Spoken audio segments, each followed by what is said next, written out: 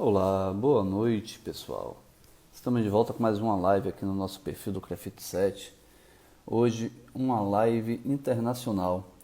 Estamos iniciando uma série de lives que vamos conversar com profissionais, fisioterapeutas, que são brasileiros, mas que estão morando em diversos países pelo mundo, para a gente entender um pouco como é que se deu o trabalho nesses países do combate ao Covid, a importância da fisioterapia, o papel do fisioterapeuta, o que é que o governo fez para poder combater de forma mais eficaz essa pandemia que já é uma das mais graves da história da humanidade, né? As diferenças da forma de lidar com a Covid que estamos encontrando aqui e que acontece no exterior.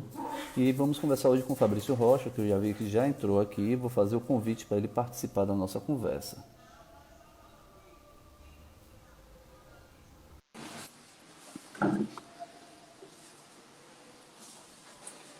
Então a gente vai tentar compreender um pouco o que é que acontece, as diferenças, a atuação do fisioterapeuta, não só no hospital, a gente poder entender um pouquinho os serviços de fisioterapia nesses países, o que é que está acontecendo, se foram suspensos os atendimentos. E aí está o nosso convidado, o Dr. Fabrício Rocha, fisioterapeuta, com registro aqui no Crefito 7 e no Crefito 3, né, Fabrício? Isso. E que Boa está noite, hoje em Portugal. isso mesmo. Boa noite, em primeiro lugar. Queria agradecer pelo convite. Eu acho que é muito importante a gente estar fazendo realmente, falando um pouco sobre a fisioterapia de Portugal, a fisioterapia do Brasil, a questão do Covid aqui, a questão do Covid aí no Brasil. Enfim, no que eu puder ajudar. Ótimo. Estava explicando aqui o pessoal que a gente está iniciando hoje. Você é o primeiro profissional que a gente está conversando, mas que a gente está iniciando uma série de entrevistas, uma série de bate-papos com profissionais da fisioterapia que estão e da terapia ocupacional que estão morando em outros países, né? E nós conversaremos com a doutora Débora Vilar, que é fisioterapeuta, que está hoje morando, vai trazer um pouquinho, já hoje na França, no Chile, na Itália, para a gente ver as diferenças, né, da atuação fisioterapêutica, do papel do fisioterapeuta nesse momento de pandemia, né, de uma doença que acomete principalmente os homens aqui no Brasil. É uma das figuras que tem uma grande importância nessa questão da assistência ventilatória ao paciente, né? Mas também falar um pouquinho do contexto geral, né? Aqui, Fabrício, eu não sei se você tem acompanhado pelas redes sociais, nós temos passado problemas dos serviços de fisioterapia enquanto seu funcionamento por conta do isolamento social. Algumas cidades têm publicado decretos pedindo o fechamento de serviços que não são serviços essenciais. E alguns,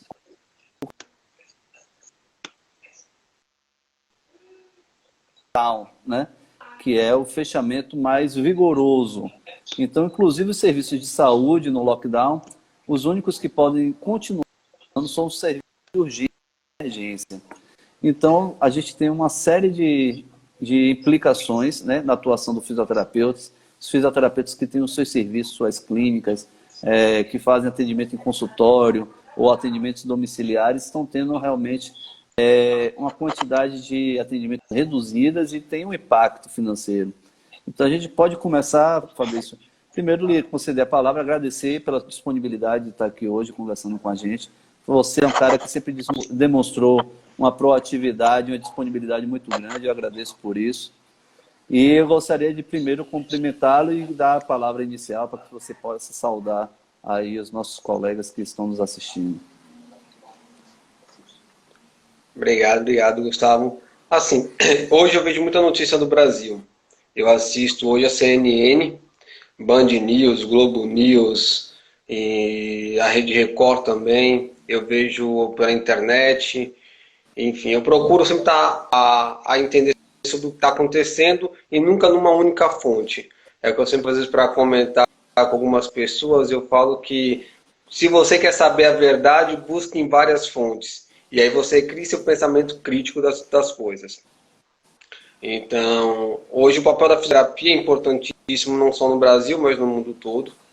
E pelo que eu pude perceber aqui em Portugal, é que aqui nossa fisioterapia ela é muito complexa no termo de... Não, durante o curso. A gente tem um curso muito completo de fisioterapia. Eu estava pegando aqui para enriquecer um pouco mais a live, eu comecei a baixar também grades da matéria de fisioterapia de algumas universidades aqui em Portugal. São 4 anos e faltam algumas matérias. Algumas matérias eles realmente não pegam, que a gente acaba pegando durante nossa graduação. Isso é fundamental para formar o profissional completo que nós somos. Eu vi que aqui em Portugal também, eu estava baixando até uns slides, fazendo umas coisinhas assim bem bacanas. Aqui em Portugal, agora que foi criada uma ordem dos fisioterapeutas. Em 2019 foi criada uma ordem dos fisioterapeutas. Até então, quem registrava toda a parte da fisioterapia, até então não, ainda continua sendo a ACSS, Administração Central de Sistema de Saúde. Então a gente ainda não tem uma ordem de fisioterapeutas aqui em Portugal. A gente tem a Associação Portuguesa de Fisioterapeutas, mas não uma ordem. Essa ordem que foi criada, ela já está começando as atividades, ela tem esse papel, como tem o sistema de conselhos aqui do Brasil, que é de normatizar e fiscalizar essa profissão. Qual é a função da ordem? Seria essa a função da ordem hoje, de normatizar, de ter todo esse controle. Como não tem essa ordem ainda, ficou a cargo da Administração Central do Sistema de Saúde. Como foi em 2019, ainda está sendo implantada, não foi implantado. Estava conversando aqui com alguns amigos fisioterapeutas aqui de Portugal e a gente estava conversando sobre isso. Tem essa Associação Portuguesa de Fisioterapia que dá todo o apoio, mas ainda não tem o número exato de profissionais formados, de profissionais atuantes. Enfim, tem um certo descontrole nesse caso dessa associação. Nessa conversa que você tem com seus colegas portugueses, qual o sentimento deles, enquanto profissionais, a respeito da criação dessa ordem? Eles são favoráveis? Como é que eles veem essa criação da ordem portuguesa dos fisioterapeutas? Assim, eu conversei com muito poucos profissionais e a maioria ainda não sabe opinar. Eu acho que quando você não tem talvez a noção da importância do que seria uma ordem dos fisioterapeutas, então você não sabe se seria tão bom ou tão ruim. Eu que tenho hoje, eu peguei o CREFITO, como você mesmo falou, eu tenho um CREFITO em São Paulo, tenho um CREFITO em Salvador, eu sei da importância do Conselho Regional de Fisioterapia, do COFITO, sei de toda essa importância para defender nossos direitos, para regularizar, para que tenha todo um controle nisso. Então, eles ainda não têm, então assim, muitas pessoas ainda não sabem muito o que dizer sobre isso. É importante? Mas ainda não tem uma opinião formada. Perfeito. Porque aqui a gente ainda tem, por mais que a gente tenha um sistema, e o nosso sistema COFITO-CREFITO já está completando 45 anos de criação, esse ano de 2020, né?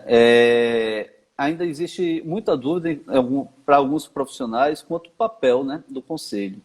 E seria interessante a gente abordar isso um pouco, porque algumas demandas que chegam ao Conselho não são da ordem do Conselho. Eu não sei se em Portugal, você falou da Associação dos Fisioterapeutas, né, de Sim. Portugal. E é um movimento associativista, que aqui nós temos também, temos diversas associações, as associações de especialidades, né, que são as principais hoje no Brasil, mas temos associações genéricas, como a Associação dos Fisioterapeutas do Brasil, a AFB, né, nós temos a Sociedade Brasileira de Fisioterapeutas, a SBF, né, que são mais generalizadas. Mas a gente tem que também ter a clareza de que cada entidade dessa tem o seu papel, né? O Conselho, ele tem aquele papel mais de regulamentação e fiscalização da atividade profissional. O Conselho Federal, enquanto órgão normatizador, ele cria as normas, e o Conselho Regional é o que a gente poderia dizer que é o poder executivo, é aquele que vai fiscalizar e fazer cumprir as normas criadas pelo federal. O movimento associativista ele já tem um outro perfil, é aquele que vai produzir algum conhecimento científico em determinadas áreas, promover palestras, debates, seminários, jornadas, simpósios, né? Para fazer com que haja essa consolidação da profissão através da ciência. E temos a figura do sindicato, que é aquele que vai defender os interesses dos profissionais nas relações de trabalho, né? O sindicato dos trabalhadores defendendo os trabalhadores e o sindicato patronal, naturalmente, os empregadores, né? E eu queria saber, em Portugal, você já me falou que a ordem está sendo criada, foi iniciado esse movimento agora em 2019, já existe essa associação dos fisioterapeutas, que é hoje a entidade mais robusta que tem em Portugal, e o movimento sindical, como é que está? Não conheço. O movimento sindical aqui eu não conheço. Então, politicamente, a nossa fisioterapia do Brasil está mais organizada também, né? Muito mais organizada. Aqui, quando eu fui dar entrada para equivalência no meu diploma, eu poderia levar numa universidade ou poderia levar na ACSS, que é a Administração Central do Sistema de Saúde. Ele verifica e ele mesmo que te dá um número de registro para você poder atuar como fisioterapeuta. Assim, pelo que eu pude perceber, até em algumas clínicas, o papel do fisioterapeuta tem que ser muito limitado ao papel médico. O médico chega e já fala, vai fazer X atendimentos, vai ser ultrassom pulsado, 2 minutos, não sei o que, não sei. Fala toda a parte do tratamento do fisioterapeuta. Então, eu falo mais ou menos como se eles fossem técnicos em fisioterapia. E aí eu não posso atuar ainda, não fiz a equivalência do meu diploma para atuar em clínica, então eu cheguei a só fazer uma visita e eu falei, eu teria um certo problema aqui, porque eu tenho a capacidade de analisar e poder falar, não é bem assim, não é bem esse tratamento, o porquê disso. Eu já cheguei até a conversar com uma médica, uma doutora, que é minha amiga, ela até me propôs uma parceria e tudo, a gente conversando, eu falei, mas tá, por que isso? E aí vai pelos porquê. Porque eu falo assim, a questão do porquê, do questionar, onde gera o conhecimento. O questionamento gera conhecimento. Então, se tu pergunta os porquês das pessoas, sabe o porquê está fazendo isso? Não, então não faz. Então, se eu tenho essa capacidade, se o profissional estuda 4 anos para poder fazer isso aqui em Portugal, 4 anos e meio, 5 anos no Brasil para poder fazer isso, por que não fazer? Por que tem que ser limitado? Entendeu? A gente sabe que fisioterapeutas aí, hoje no Covid, está salvando vidas, junto à ventilação mecânica.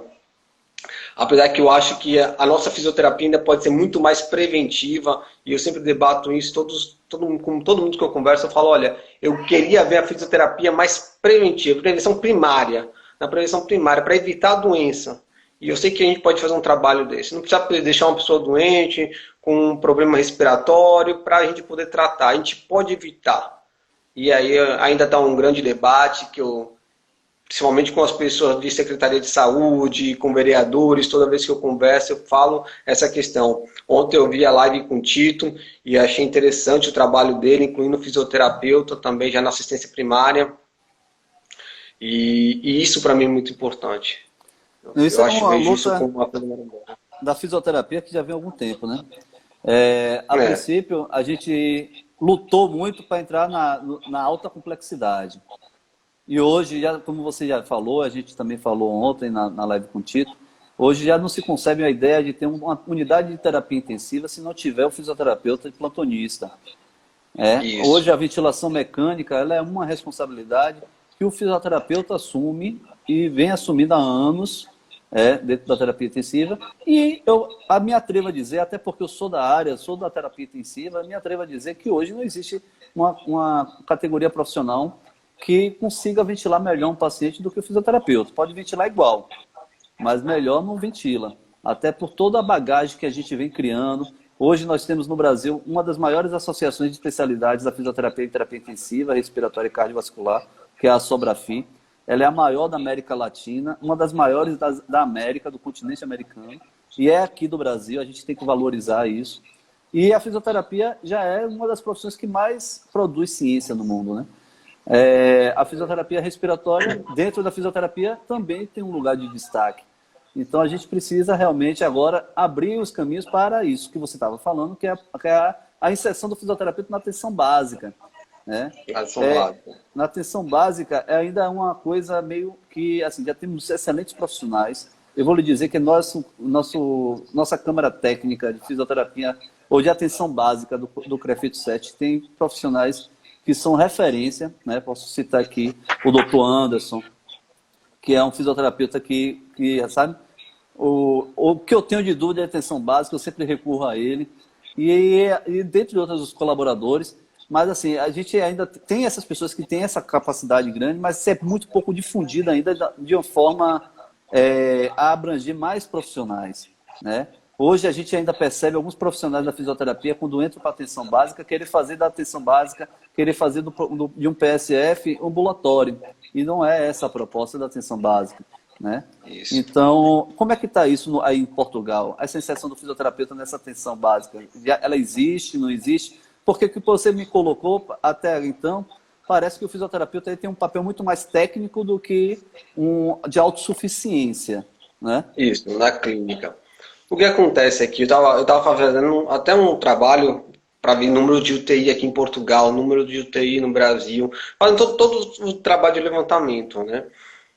O que acontece, eu vejo que tem essa preocupação na família, né? Aqui a gente tem um médico de família, então todo problema que você tem, base já vai para esse médico de família. Então tem psicólogo, fisioterapeuta, enfim, tem um complexo, né? Um conjunto nesse grupo de família. Então tem na atenção básica você já tem a parte da fisioterapia, entendeu?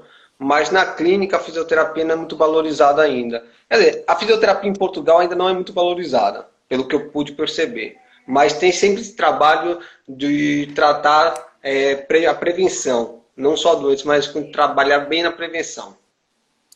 Mas essa Isso para mim que é muito característica importante. da fisioterapia, de uma certa forma, de ser muito mais técnica, de ter a necessidade aí de uma orientação, de uma conduta pelo médico.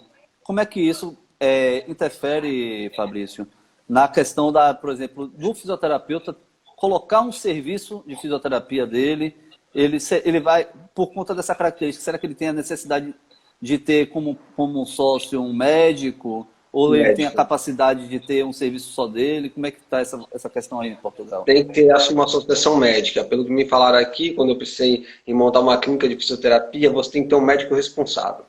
Tem que ter obrigatoriamente esse médico responsável. Então ainda é uma dependência muito grande, né? Ainda há uma dependência muito grande. Muito grande. Me informaram isso, eu fiquei meio chateado, porque aí no Brasil eu já tive clínico, eu já tive o próprio home care, enfim, e a gente tem uma liberdade melhor de trabalho. É a questão da autonomia, né? Que a gente aqui vem batendo sempre. Isso. Eu vi até uma postagem outro dia de um grupo de fisioterapeutas questionando essa questão da autonomia do fisioterapeuta brasileiro. Porque a gente sempre diz, o fisioterapeuta ele é um profissional de primeiro contato. E, de fato, nós temos, pelo nosso próprio Código de Ética, pela resolução número 8 do COFITO, os profissionais da fisioterapia eles têm a competência de admitir o paciente, avaliar, traçar o seu plano terapêutico, atender e dar alta. Ele não precisa necessariamente de absolutamente outro profissional para poder fazer o seu papel, né? Naturalmente, aí a gente tem que também deixar claro, existem diferenças da atuação do fisioterapeuta com o paciente particular e há uma diferença grande com os pacientes, atendimento de pacientes de planos de saúde ou SUS. Sim. Né? Porque o que acontece? No plano de saúde ou SUS existe a contratualização. A contratualização entre o usuário e o plano de saúde, que é o usuário contratando o serviço de plano de saúde, né? E a contratualização entre o plano de saúde e o prestador de saúde. Então, esses dois contratos, na verdade, vão reger toda essa relação. E, normalmente, nesses contratos, existe essa previsão da necessidade de uma prescrição, mas uma prescrição que ainda é diferente, pelo que eu estou vendo, daí de Portugal, que é uma prescrição apenas de você precisa de X sessões de fisioterapia. Ainda, infelizmente, ainda existe aqui no Brasil. Temos lutado para mudar isso, mas a gente já tem aqui, Fabrício, uma luta grande para garantir a autonomia do profissional de fazer a sua avaliação e traçar suas condutas. A gente não tem permitido médico determinar as condutas que o fisioterapeuta vai fazer. Já encaminhamos algumas denúncias para o Conselho Regional de Medicina, aqui da Bahia, o CREMEB, uma delas não foi caracterizada como infração, porque o médico, de forma até esperta, né, coloca assim que sugere que se faça isso ou se faça aquilo, não prescreve, mas outros dois médicos tiveram instaurados processos éticos contra eles, porque prescreviam realmente, de fato, a conduta fisioterapêutica, que é privativa do fisioterapeuta. A conduta fisioterapêutica é nossa, né? Então, eu queria entender um pouco melhor sobre essa relação por aí.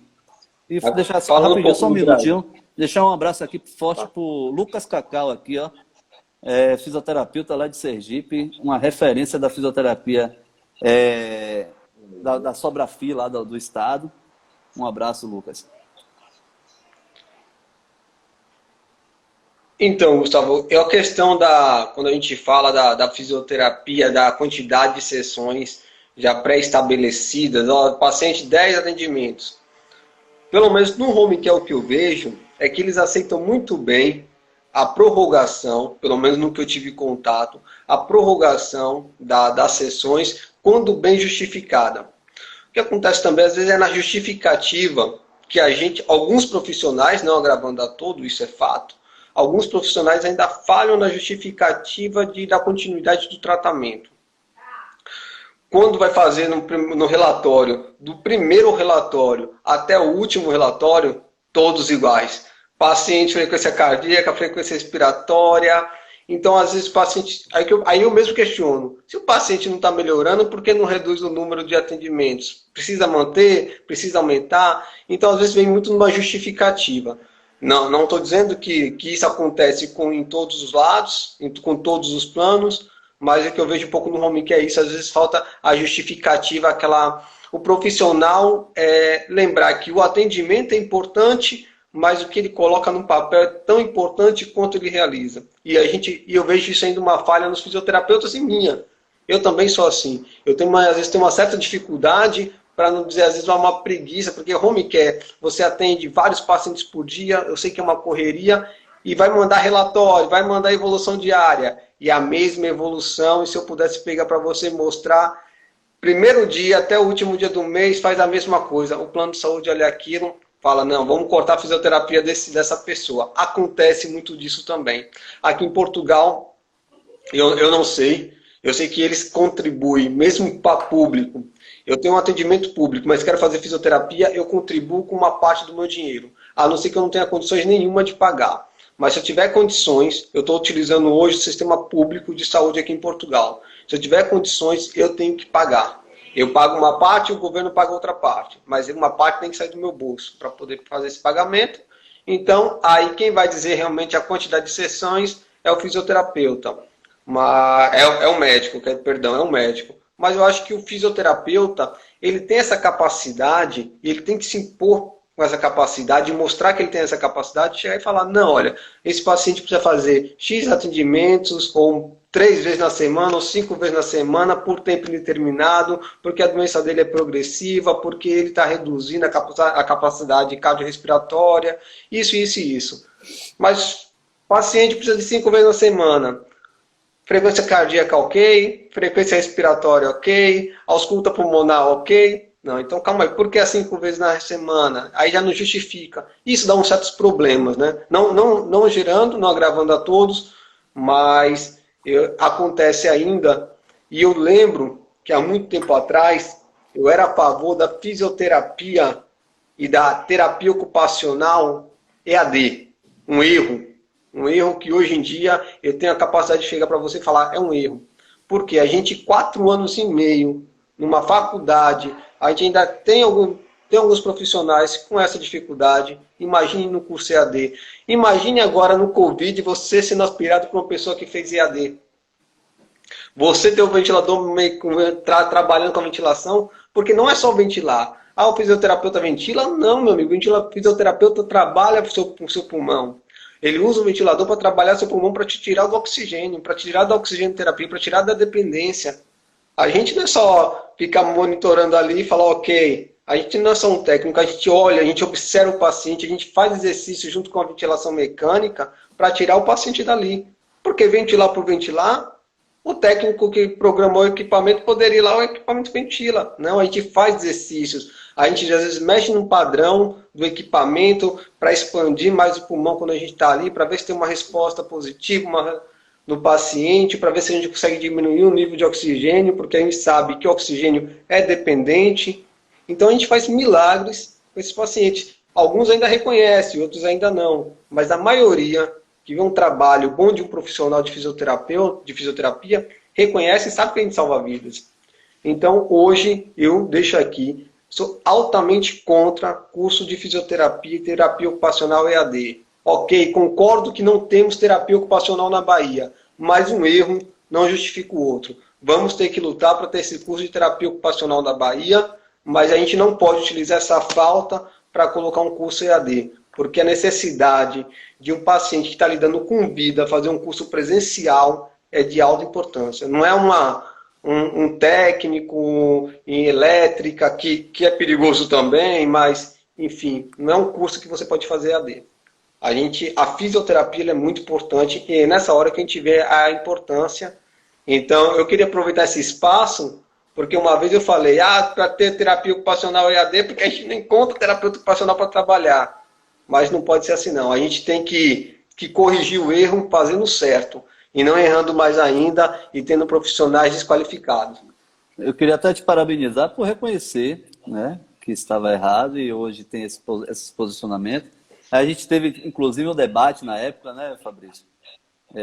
Foi. Onde eu já me posicionava contra o EAD na graduação, da saúde como um todo. Eu não falo, a gente fala muito da fisioterapia TO, porque é a nossa realidade, mas a saúde como um todo, desde de um técnico de enfermagem, ao médico, ao fisioterapeuta, ao terapeuta ocupacional, ao enfermeiro, ao nutricionista, eu não vejo a possibilidade de uma graduação EAD formar bons profissionais.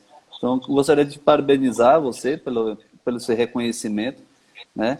E bem-vindo à luta aí contra o EAD agora. Agora contra o EAD, sem dúvida. Queria deixar um abraço aqui gente... ao doutor Eduardo, doutor Clécio, que estão mandando um alô aqui, doutor Nildo Ribeiro, meu amigo, uma pessoa maravilhosa. Você conhece o doutor Nildo? Nildo, você é uma pessoa iluminada, Fabrício. Parabéns, meu querido presidente Gustavo, pelo excelente trabalho que desenvolve. Muito importante o fortalecimento da nossa profissão. Grato. Grato a você, Nildo, por estar nos ajudando muito. É uma pessoa iluminada, é um profissional apaixonado pelo que faz. Ontem eu assisti uma live dele que fala da barra de access, que é coisa fantástica. Vamos marcar uma live para falar da barra aqui também no Conselho, Nildo. Isso mesmo, muitos pensam que o fisioterapeuta só ventila e esquece a função pulmonar. Na verdade, é um trabalho muito mais complexo do que isso. Ontem a gente teve a satisfação de ver uma matéria, Fabrício, saiu na TVE, falando sobre a importância do fisioterapeuta no combate ao Covid. E vamos aí a gente tentar entrar um pouquinho nesse assunto aqui também, de como é que está sendo feito isso aí em Portugal. Aqui a gente concedeu essa entrevista, teve um fisioterapeuta também, colaborador nosso, um amigo, que deu um depoimento, porque ele é profissional, está na ponta, está na assistência, na linha de frente ao combate ao Covid, e ele foi contaminado pelo Covid, ele foi testado positivo, então ele ficou em isolamento, teve redução da saturação de oxigênio, ele sentiu os sintomas da Covid, não necessitou, graças a Deus, de hospitalização, mas ele esteve realmente numa situação mais complicada e ele colocou em prática todos os conhecimentos de fisioterapeuta. E a matéria saiu ontem na TVE, a gente compartilhou hoje aqui no nosso perfil do Conselho, e que falando sobre justamente essa importância.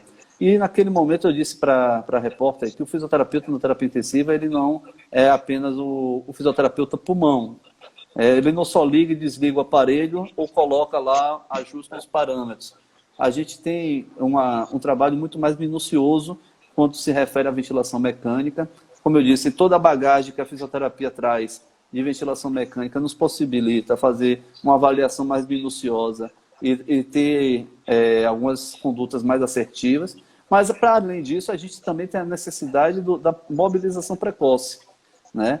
A gente retirar o paciente do leito o quanto antes. A gente já tem estudos científicos de revistas respeitadas no mundo, mostrando que o paciente crítico, que fica muito tempo na ventilação mecânica, após a alta hospitalar, ele leva muito tempo para ser reinserido no mercado de trabalho. Essa média chega até de 18 a 24 meses para um indivíduo que foi paciente crítico, que foi muito tempo em ventilação mecânica prolongada, sedado, muitas vezes pluralizado.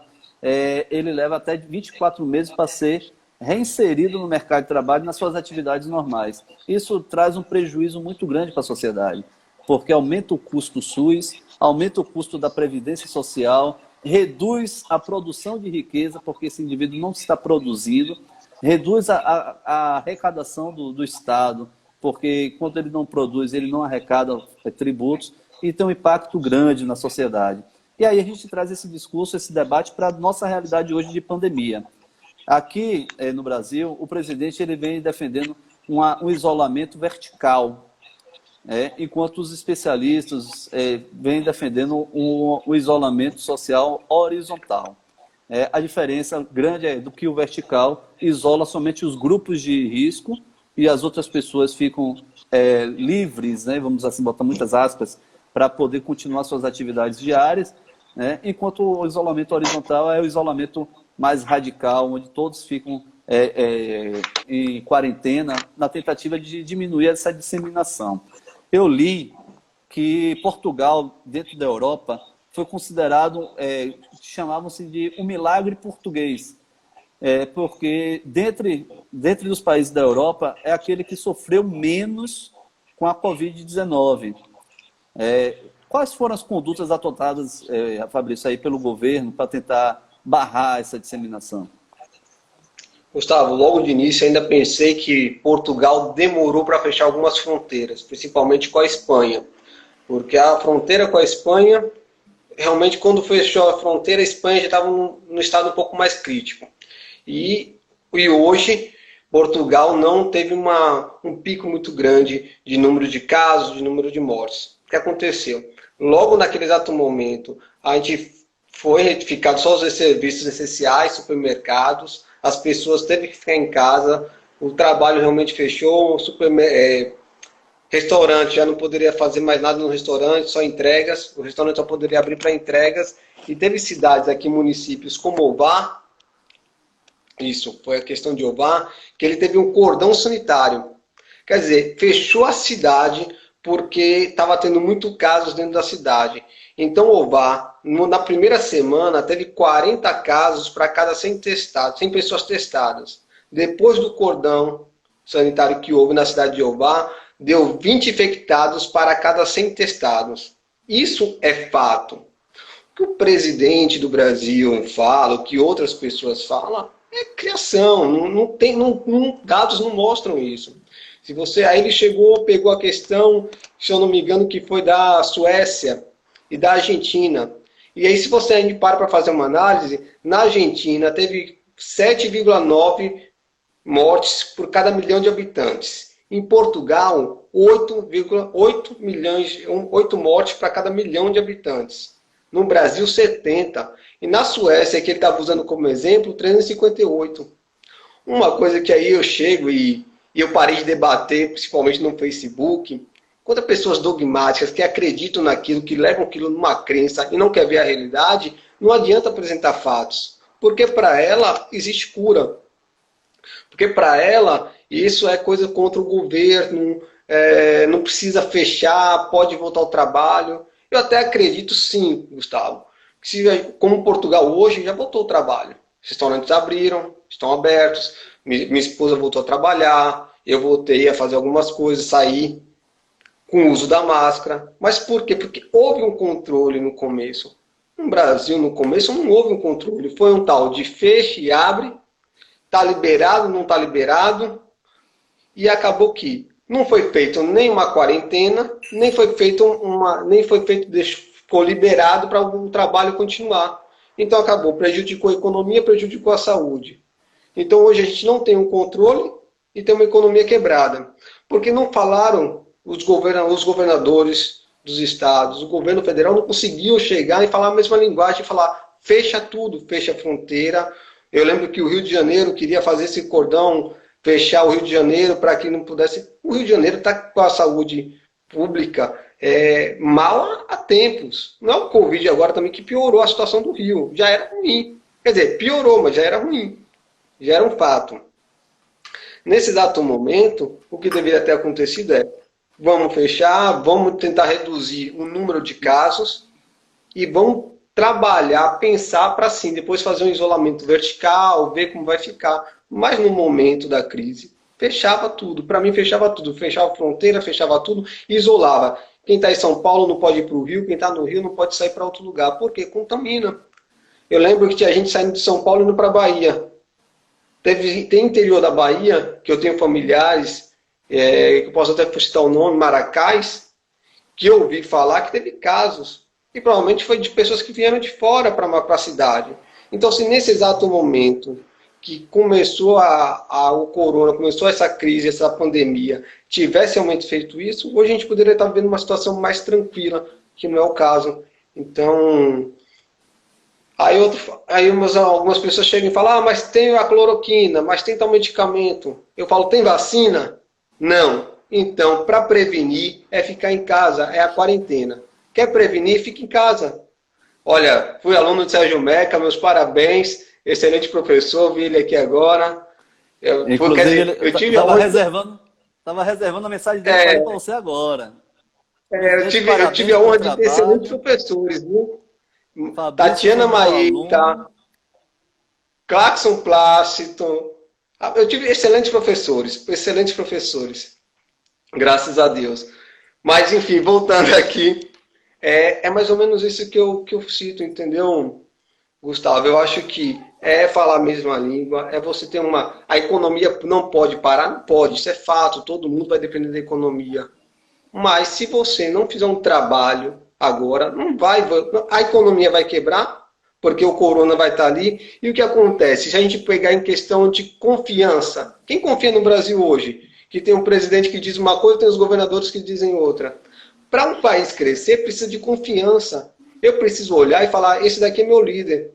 Eu posso hoje chegar e falar: eu aposto no Crefito, porque eu sei que tem pessoas de caráter no controle do Crefito.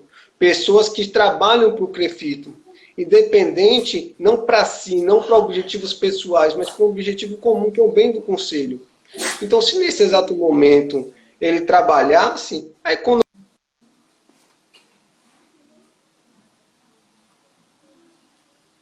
ia gerar, voltar a gerar crescimento, ia gerar investimento no Brasil novamente. O dinheiro que tinham colocado no Brasil, tiraram quase todos. Eles ficaram com medo de investir no Brasil, porque não se tornou um país seguro para fazer investimento. Isso. Mas são fatos. Isso são fatos que algumas pessoas não querem enxergar. Entendeu? São fatos que algumas pessoas não querem enxergar. A questão do isolamento, eu vi uma fala muito interessante do governador do Maranhão, o Flávio Dino, que ele, num debate através de plataforma digital promovida pela Globo News, ele disse o seguinte: o que está paralisando a economia não é o isolamento social defendido pelos governadores. O que está paralisando a economia é o vírus. E quanto mais gente circulando, mais tempo o vírus vai ficar circulante. Então, até a questão, por proteção da própria economia, existe a necessidade de fazer, sim, um isolamento social muito mais vigoroso neste momento, para que depois a gente possa voltar às atividades mais rápido.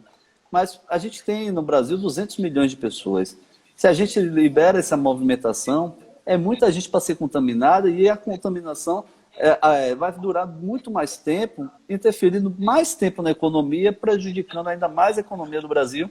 E aí eu me refiro até a uma outra matéria que eu li outro dia, diz que a Apple e a Microsoft já estão valendo mais do que o Brasil, né? Com a desvalorização do real, com toda essa crise que está sendo instalada. Mas, voltando assim ao assunto do sistema de saúde daí de Portugal, Fabrício, você comentou que é um sistema meio híbrido, né? Que ele é público, mas se você tem condições, você contribui com alguma coisa, né? Isso é para todos os níveis de atenção à saúde, da atenção básica de alta complexidade? Urgência não. É mais ou menos tratamento clínico, né? A fisioterapia é um tratamento clínico que você precisa e você tem condições, você no caso, paga uma pequena parte, mas urgência não. Urgência seria o E quê? 100% gratuito? Como é? 100% gratuito. Então, Pessoa na urgência, 100% gratuito. no caso desses pacientes que necessitam de internamento hospitalar por conta da Covid, pacientes que precisam de um leito de UTI, de uma ventilação mecânica, eles são assistidos gratuitamente pelo Estado. Até onde eu sei, gratuitamente pelo Estado. Eu tive no hospital, ano passado no hospital, aqui o Hospital São João, aqui no Porto, e aí eles têm uma ala. Primeiro você passa por uma triagem, para não tentar contaminar pessoas com vírus com pessoas que vão para lá por outro motivo. Então, primeiro você vai passar por essa triagem e lá vai separando as pessoas. Pessoas que já chegam com sintomas de vírus, já vai para uma ala. Pessoas que não chegam com sintomas, é ferida a temperatura, é feito tudo, e aí vai para uma outra ala para ver o seu problema.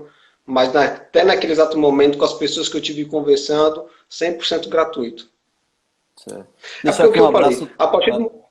Pode Ah, falar, desculpe. a partir do momento que eu me propus a fazer essa live, eu falei, deixa eu buscar dados, fontes, para poder enriquecer e não chegar aqui com achismo, né? Com aquela pessoa que chega e fala, isso é bom, tome isso que é bom, que cura, mas cadê a comprovação científica? Não tem. Não, eu fui lá e busquei fatos realmente para não trabalhar no achismo.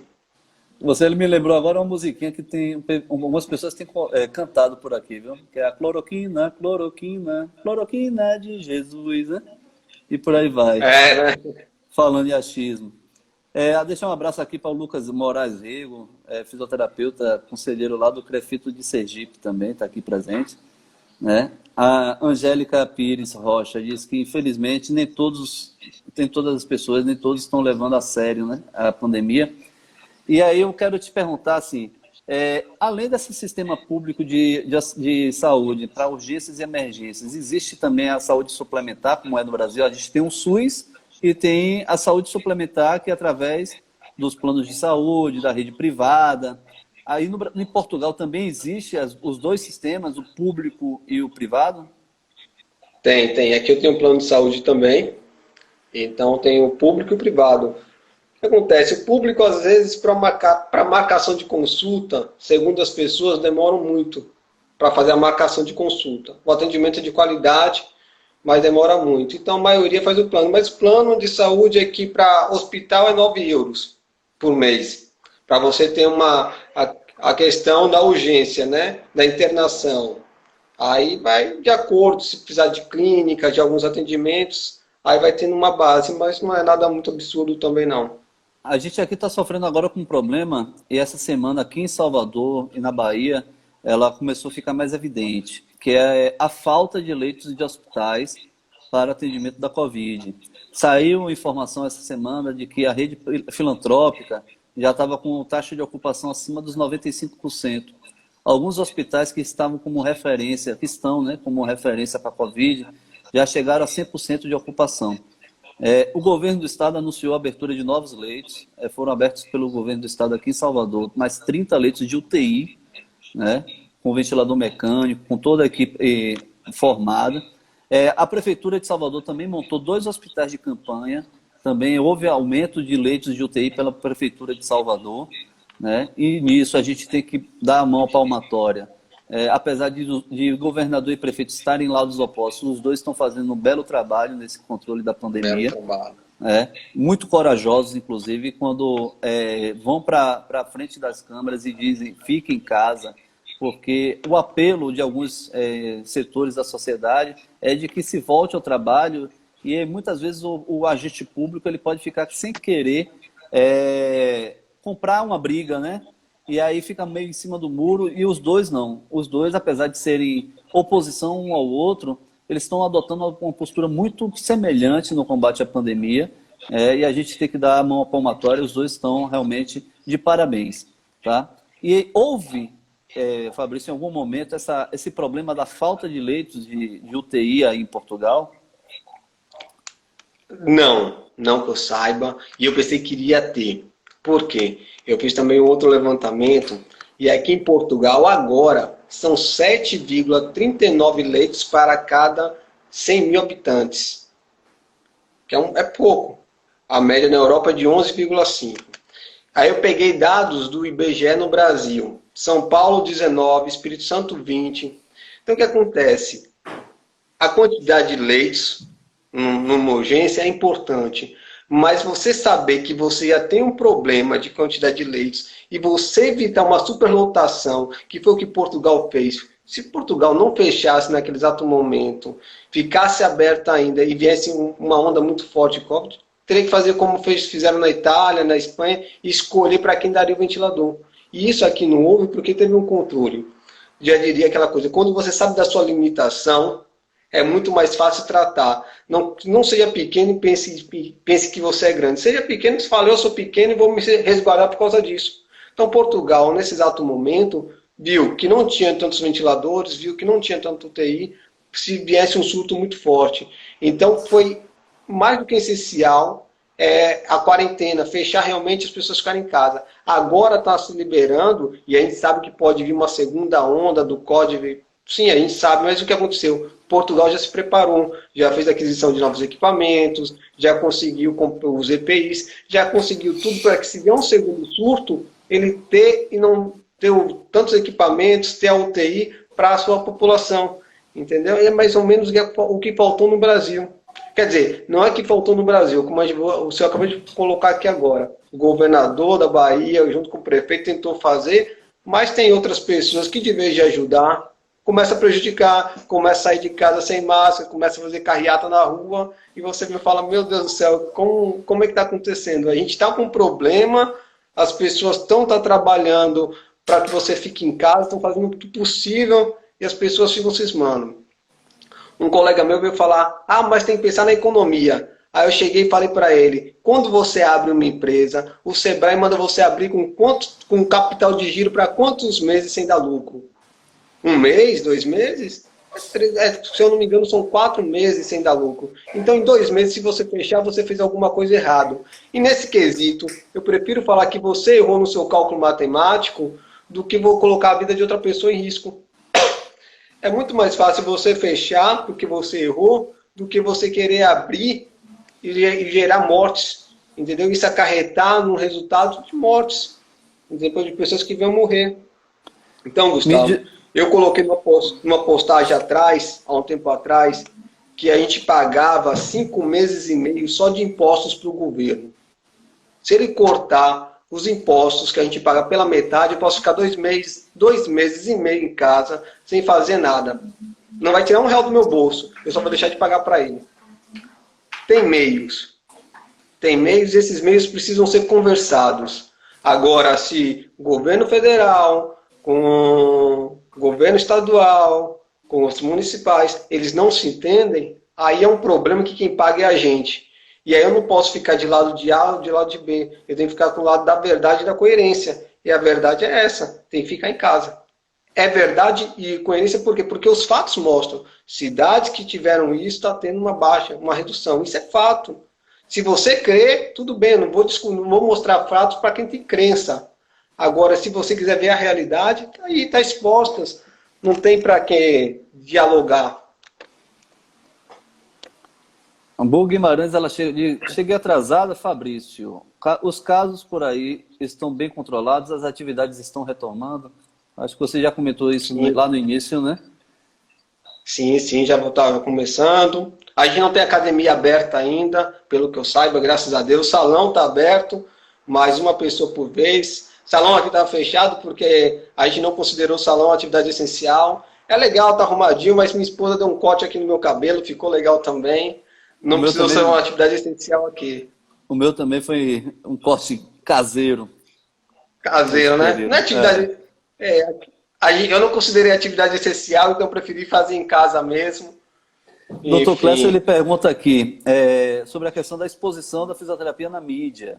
Aqui existe uma tendência, toda vez que se fala dos profissionais da saúde na mídia, na grande mídia, como a gente chama, fala muito bem sobre os médicos, enfermeiros, mas não cita tanto os fisioterapeutas, né? A gente tem tentado esse trabalho pelo Conselho, tanto que foi ontem essa matéria que eu acabei citando mais cedo da TVE, sobre o papel do fisioterapeuta no combate à Covid, foi uma pauta que nós enviamos para a TVE, solicitamos esse espaço e conseguimos colocar no ar essa matéria, mas a gente tem tentado fazer isso porque realmente a grande mídia, há um desconhecimento muito grande sobre o papel do fisioterapeuta, do terapeuta ocupacional e de que forma a gente está atuando nessa pandemia.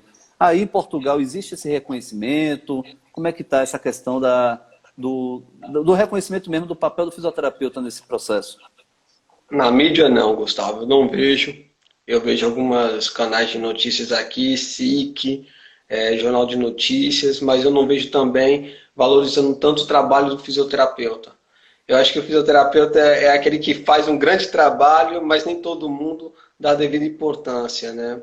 Eu fico muito feliz com meus pacientes, que eles veem realmente o trabalho que eu faço. Eu falo, graças a Deus, isso é muito gratificante, porque você esperar realmente pela mídia para dar essa ênfase ao trabalho do fisioterapeuta, aí no Brasil não vejo, aqui em Portugal também não vejo.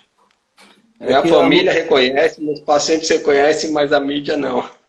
Eu costumo dizer, Fabrício, aqui em algumas palestras que a gente faz, debates, principalmente para os estudantes que estão chegando agora na profissão, que há 12, 13 anos atrás, quando eu já estava atuando na terapia intensiva, uma tia-avó, uma senhora já de idade, ela me perguntou, vem cá, você trabalha com o quê, meu filho? Eu falei, não, eu trabalho em hospital, minha tia, na terapia intensiva, na UTI.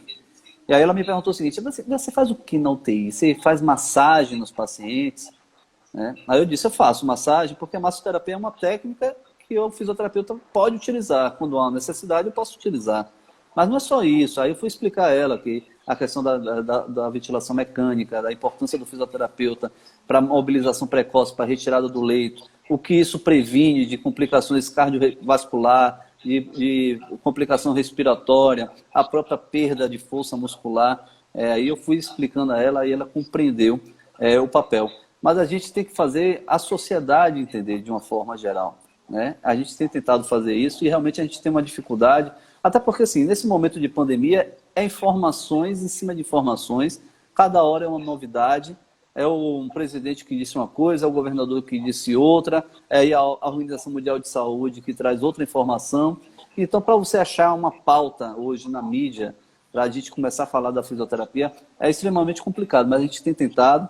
Já temos aí algumas sessões já garantidas, fizemos da TVE, temos aí pelo menos 2 sites de notícias aqui da Bahia, que a gente também já está engatilhado aí algumas matérias para falar um pouco da fisioterapia, da terapia ocupacional, né? E falar um pouquinho sobre os serviços essenciais, tá? Agora, você brincou aí, você falou, ó, a academia ainda não está aberta, salão de beleza tá, a Lucy Rocha coloca aqui, salão de beleza é essencial, tal.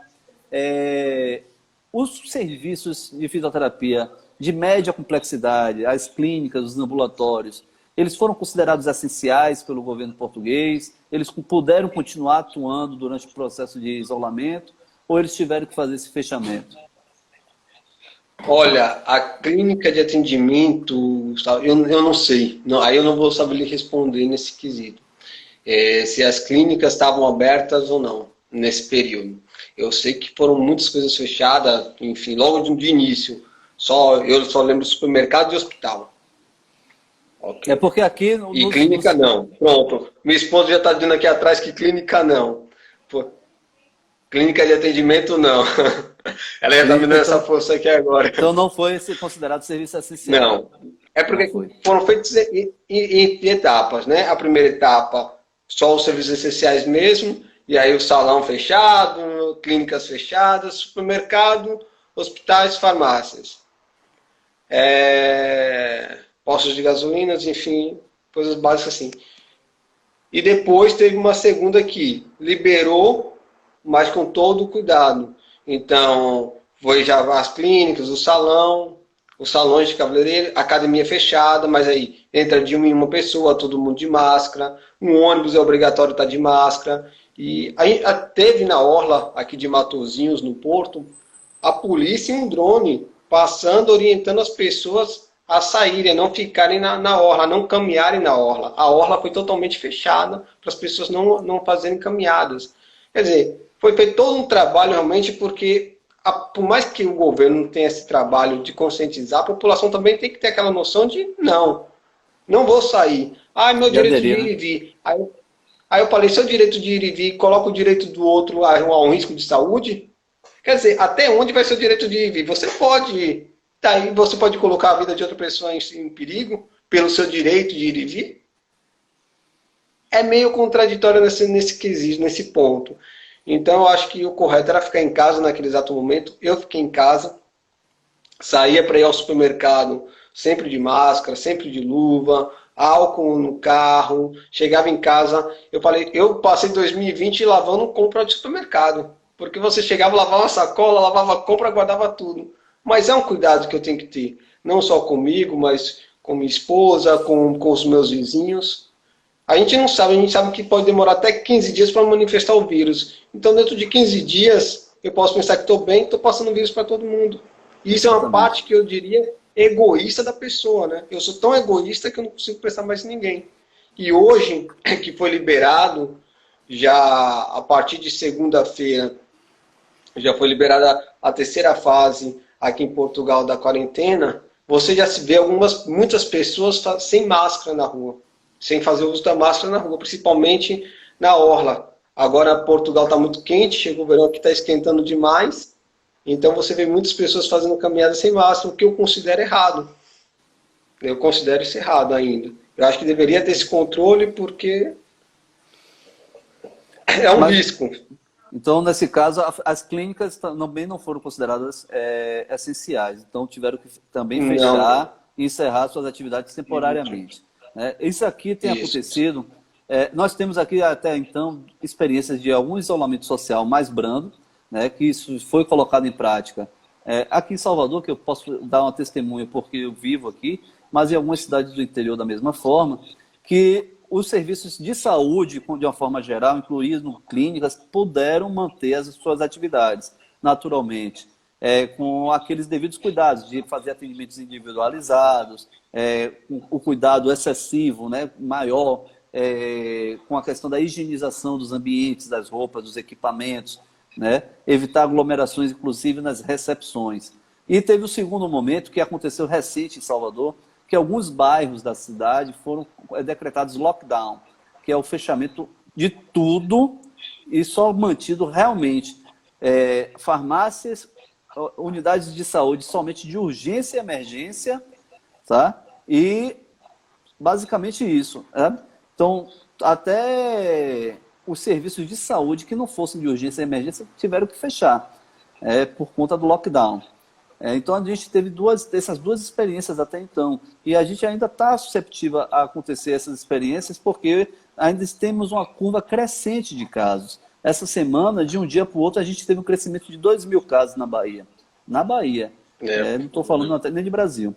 Então, assim, e aqui a gente está tentando, Fabrício, de alguma forma, tentar suavizar essa questão financeira dos fisioterapeutas, terapeutas ocupacionais, que têm os seus serviços próprios. O CREFITO ele tentou, junto ao poder público municipal, estadual, federal, flexibilização de pagamento de alguns tributos, como INSS, como o IPTU da prefeitura, o ISS, para o Imposto sobre Serviço dos profissionais aqui do município. A gente mandou para o DETRAN, para o CONATRAN, a flexibilização do pagamento de PVA para quem trabalha com atendimentos domiciliares, na tentativa de tentar suavizar. E algumas coisas a gente conseguiu flexibilizar, por exemplo, a Receita Federal prorrogou a questão da declaração de imposto de renda. Então, quem teria que pagar imposto de renda não vai pagar nesse momento. Algumas contas já foram também, de certa forma, flexibilizadas, mas outras não. E, inclusive, a gente tinha conseguido a inserção do fisioterapeuta entre as categorias profissionais que receberiam auxílio do governo federal. Mas foi aprovado dessa forma, foi uma proposta de lei do Senado, e na hora da homologação pelo presidente da República, ele vetou a inclusão da fisioterapia. Então, a gente teve essa dificuldade. Aí, em Portugal, o Estado ele assumiu alguma responsabilidade de apoio a essas empresas, aos cidadãos portugueses? Todos que emitiam recibo